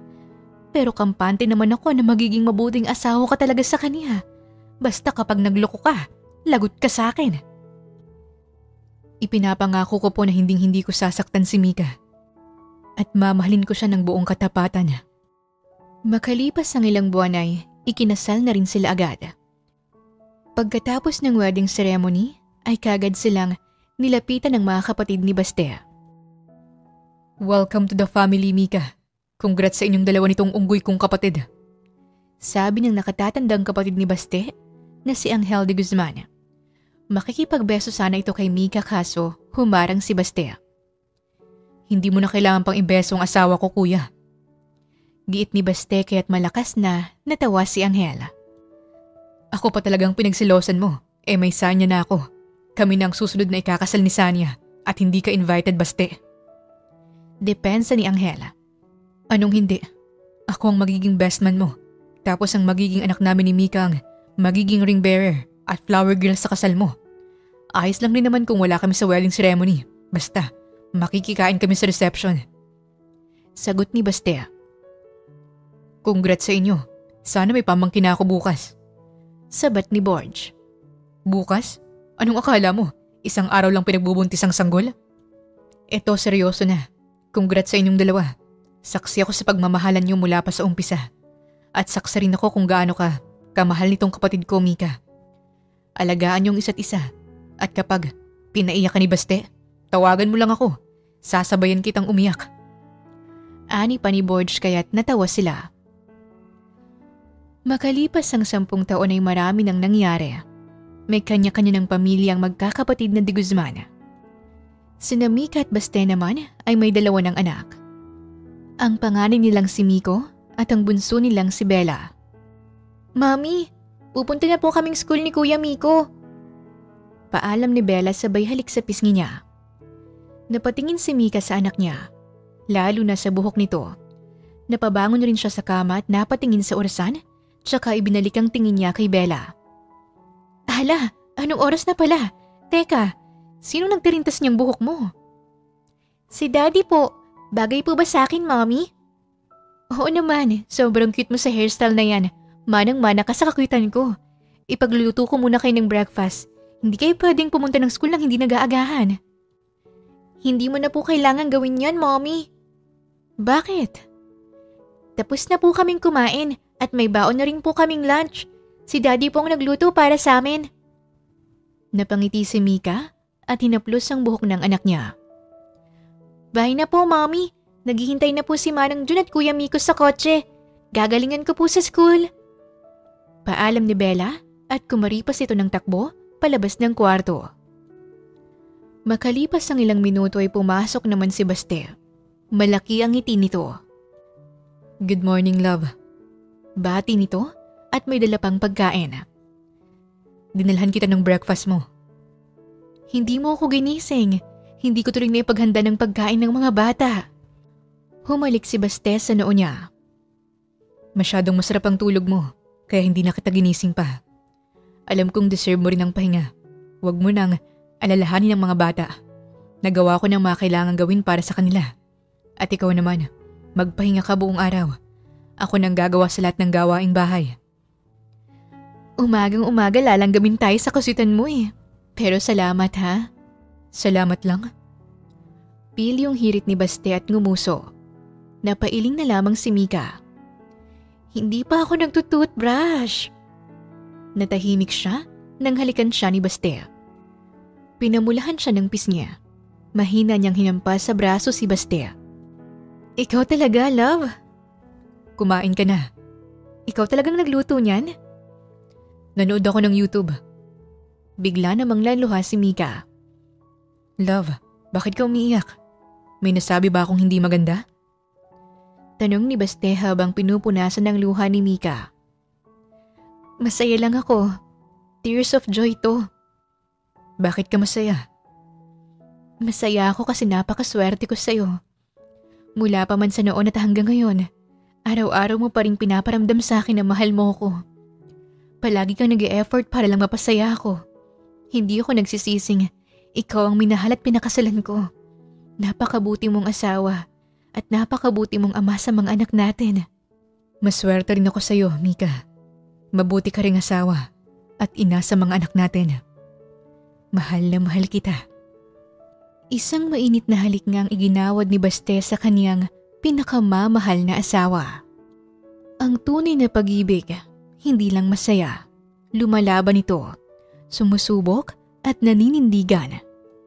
Kagaya na lamang kung paano ipinaglaban ni Baste ang pagmamahal niya kay Mika. Hindi perpekto ang pag-ibig. May mga araw na masakit. May mga gabi na puno ng tanong. Pero ang tunay na nagmamahalan, hindi agad sumusuko. Lumalaban sila. Hindi dahil madali, kundi dahil mahalaga. Ang pag-ibig na lumalaban ay yung kahit sugatan na, pinipiling ayusin at hindi basta tinatalikuran. Hindi ito nakasalalay sa ganda ng simula, kundi sa tibay ng paninindigan sa gitna ng unos. Hindi sapat ang mahalang, dapat marunong ding lumaban, magpatawad at magsimulang muli. Dahil sa dulo, ang pag-ibig na pinaglaban, yun ang pag-ibig na pinakamasarap alalahanin. Wakas! Maraming salamat po sa inyong pakikinig sa kwentong ibinahagi namin ngayong araw. Muli ito po ang Tales of Siren at hanggang sa ating muling kwento. Maraming salamat po.